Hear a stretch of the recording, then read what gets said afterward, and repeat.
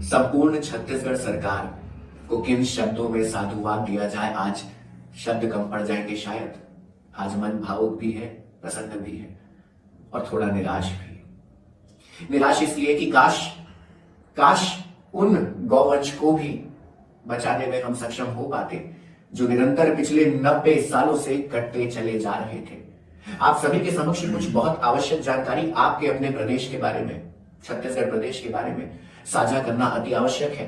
यह संदेश सभी के लिए महत्वपूर्ण है, विशेषकर उन गौ हत्यारों के लिए जो निरंतर गौ हत्या करते आ रहे थे और आज भी कुछ ऐसे गौ हत्यारे हैं जो सुधरे नहीं है। तो हाथ जोड़कर अंतिम निवेदन है आप सभी से, रोजगार के कोई और माध्यम बना लीजिए, कोई अन्य माध्यम खोज लीजिए, क्योंकि अब गौ हत्या करने वालों को कम से कम प्रथम चरण में पूरे छत्तीसगढ़ में बख्शा नहीं जाएगा। और बड़ा कमाल कर दिखाया है हमारे छत्तीसगढ़ के पुलिस डिपार्टमेंट ने, छत्तीसगढ़ प्रशासन के समक्ष, छत्तीसगढ़ पुलिस डिपार्टमेंट के समक्ष और माननीय मुख्यमंत्री जी के समक्ष और माननीय गृह मंत्री जी के समक्ष हमने 6 मांगे रखी थी, जिन मांगों को आप सभी के सामने एक बार मैं पढ़कर बताना चाहूंगा।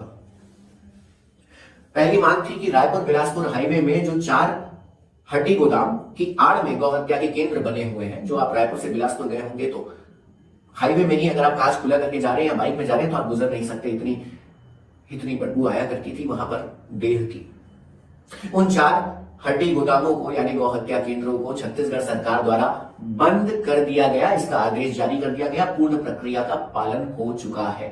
दूसरा, एक विशेष कमेटी, निष्पक्ष कमेटी, केवल विशेष कमेटी नहीं, निष्पक्ष कमेटी के गठन की मांग की गई।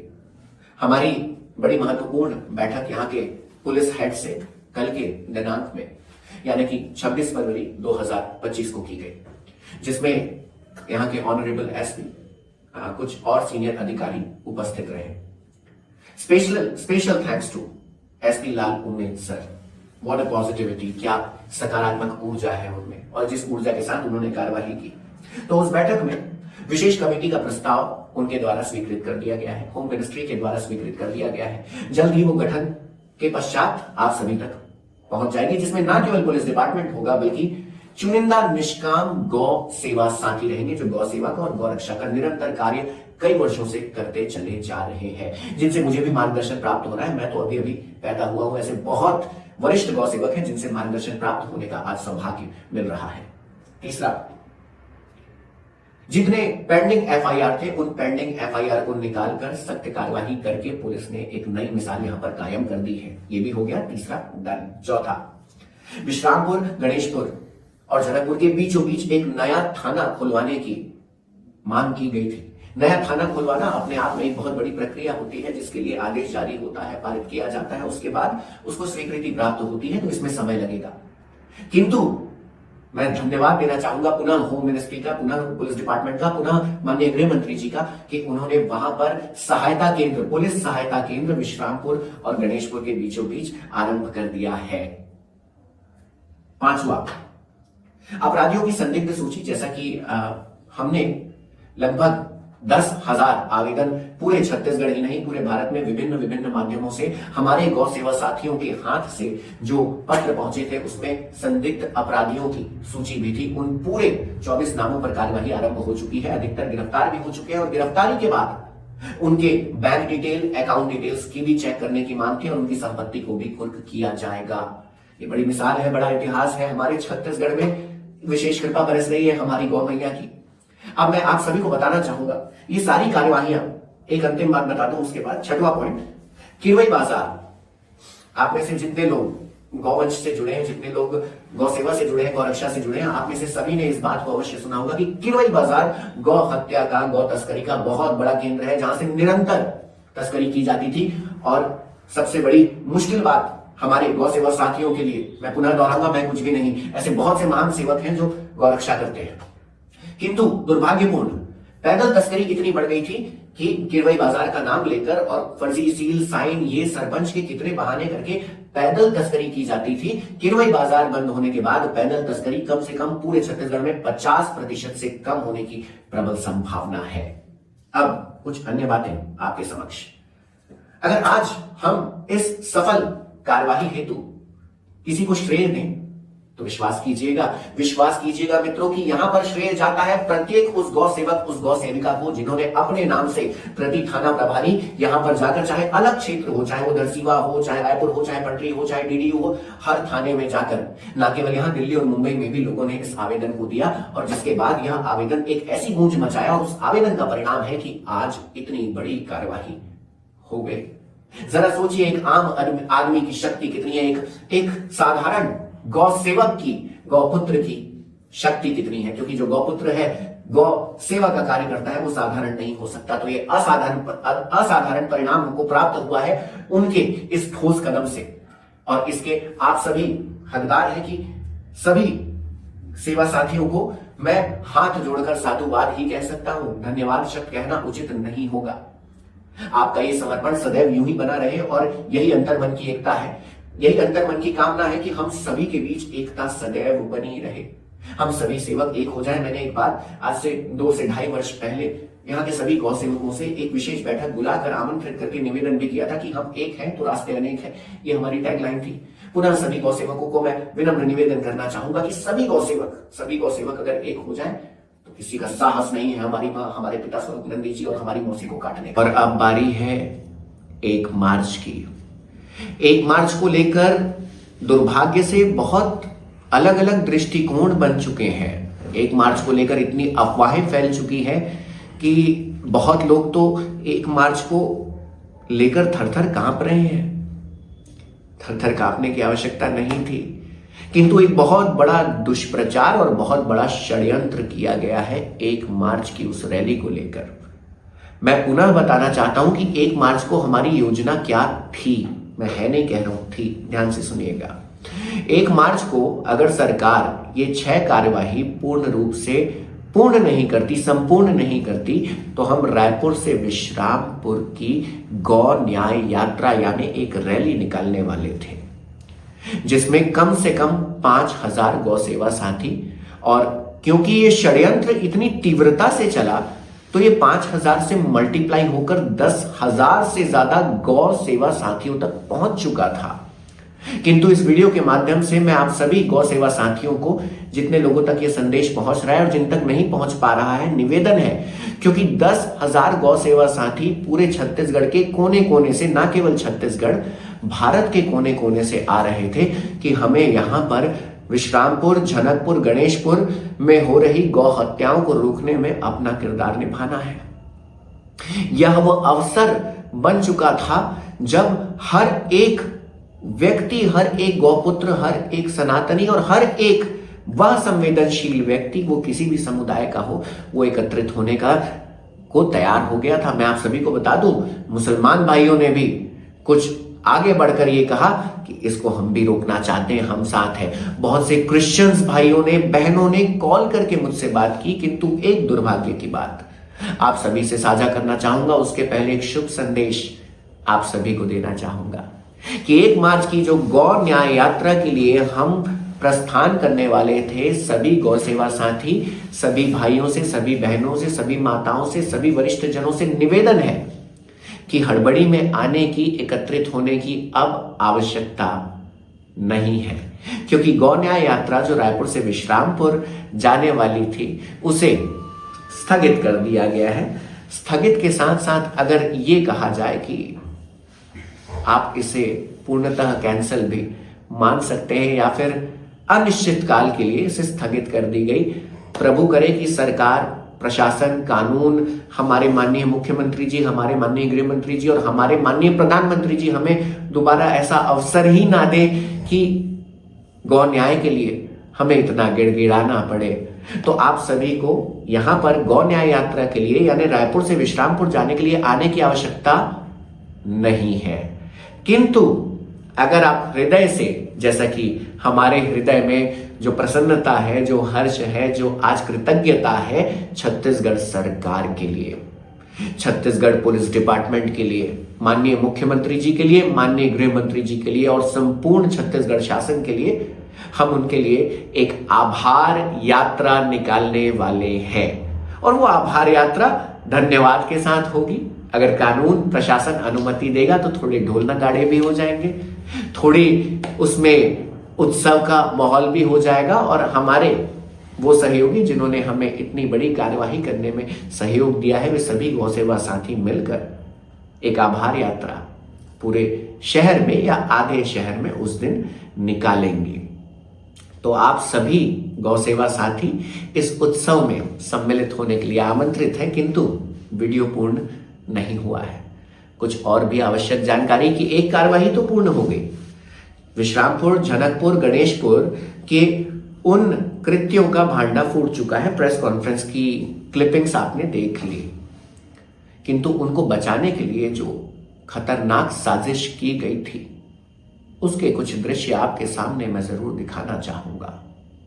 आप स्वयं ये देखकर निर्धारित करें कि ये कहां तक उचित था। एक व्यक्ति, मैं क्या हूं ये मैं आप बताएंगे, मैं ये कहने योग्य नहीं हूं कि प्रभु ने मुझे क्या बनाया है। जो देखते हैं, जो जानते हैं, वो इस बात को समझ सकते हैं। मुझे आज तमिलनाडु, हैदराबाद, बैंगलोर, चेन्नई, नागालैंड, यूएसए, अमेरिका और ना जाने कहां कहां पूरी दुनिया मुझे रेपिस्ट कह रही है।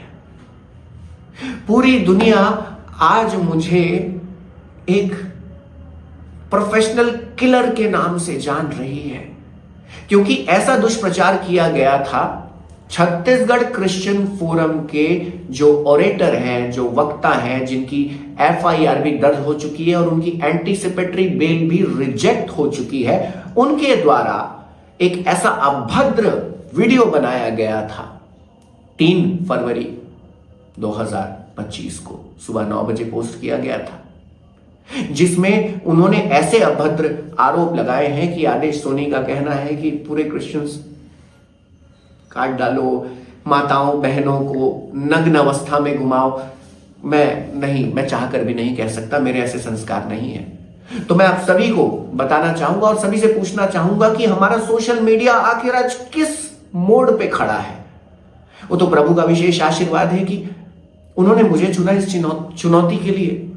मेरी जगह कोई और व्यक्ति होता, प्रभु ने मुझे संयम का आधार दिया है, मुझे साहस दिया है कि संयम से मैं चुनौतियों का सामना करूं। किंतु अगर कोई ऐसा व्यक्ति होता जिसके पास संयम नहीं होता, तो या तो वो आक्रोश में आकर कोई गलत कदम उठा लिया होता, या तो वो आत्महत्या कर लिया होता, जिस दौर से मैं गुजरा हूं। ऐसी परिस्थिति उत्पन्न हो गई है कि मेरे प्रति पूरे देश में, पूरी दुनिया में नफरत का माहौल उत्पन्न कर दिया गया है। अब मैं अरुण पन्ना लाल जी से इस बात को खुलकर कहना चाहता हूं कि अरुण पन्ना लाल जी, आपने यहां पर अपने रिश्तेदार जो विश्रामपुर, जनकपुर, गणेशपुर जैसे जघन्य जगह पर रहते हैं, उनको बचाने के लिए ये जो महापाप आपने कर दिया है, जो आपने बिना सोचे समझे, बिना अनुसंधान के ऐसे भद्दे आरोप लगाकर और किसी की छवि पर ऐसे अभद्र टिप्पणी कर जो आपने कार्य किया है, आपने अपने शेष जीवन को बहुत मुश्किल में डाल दिया है। क्योंकि अब मैं आप सभी के सामने बताना चाहूंगा, इस पर कानून अपना कार्य कर रहा है। एफआईआर दर्ज हो चुकी है, एंटीसिपेटरी बेल रिजेक्ट हो चुकी है। अब उनके पास कोई विकल्प बचा नहीं है। नए नए तरीके के वीडियो बनाकर वे प्रयत्न अवश्य कर रहे हैं, किंतु बता दूं आप सभी को, जल्द ही ये गिरफ्त में होंगे, जल्द ही इनको भेजा जाएगा। पहला वीडियो बनाने के बाद मेरे मन में एक संवेदनशीलता आई थी कि बुजुर्ग व्यक्ति हैं, ठीक है, भटक गए होंगे, बहक गए होंगे, किसी के बहकावे में आ गए होंगे। किंतु जब मैंने दोबारा देखा, इन्होंने इंग्लिश में वीडियो बनाया, और तब तक मुझे ये बात भी पता चल चुकी थी कि आप ही की कम्युनिटी के, यानी क्रिश्चियन कम्युनिटी के बहुत से संवेदनशील और समझदार लोगों ने उन्हें समझाया था कि आदेश सोनी जी का ऐसा चरित्र नहीं है, आप ये मत कीजिए, किंतु वो नहीं रुके। मुझे लगा शायद उनको फेम की भूख है, किंतु यहां तो कहानी ही कुछ और है।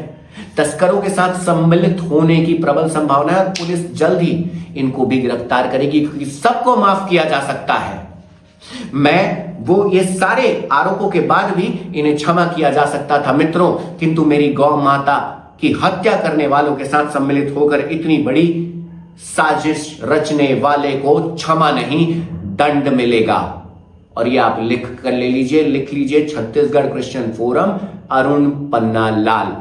अब इनका समय संपन्न हुआ। इनको जितनी हत्या करनी थी, मैंने इनकी प्रोफाइल को जाकर देखा, जरा देखिएगा, देश विरोधी पोस्ट ही डाले हैं सदा ये। हमेशा देश को तोड़ने की बात करते हैं। कभी भी इनके पोस्ट में आप कोई पीस या पॉजिटिविटी नहीं देखेंगे। मैं किसी की निंदा नहीं करता हूं, मेरे जितने जानने वाले लोग हैं इस बात को जानते हैं कि तू यहां पर निंदा नहीं, मैं आपको जानकारी दे रहा हूं और इस जानकारी को आप स्वयं पुष्टि करें। और एक बार YouTube में टाइप कीजिएगा आदेश सोनी AADESH_SONI। मेरी इमेज रेपिस्ट बनाकर रख दी इस व्यक्ति ने। गौ माता का विशेष आशीर्वाद, मेरे कन्हैया का विशेष आशीर्वाद है। उसके बाद कोई चीज हानि नहीं पहुंचा पाई और ना पहुंचा पाएगी। अगर गौ माता की इच्छा होगी इस शारीरिक जीवन का अंत करने का तो वो कर देगी, किंतु ऐसे अधर्मी से हारने वाले हम गौ सेवक नहीं हैं।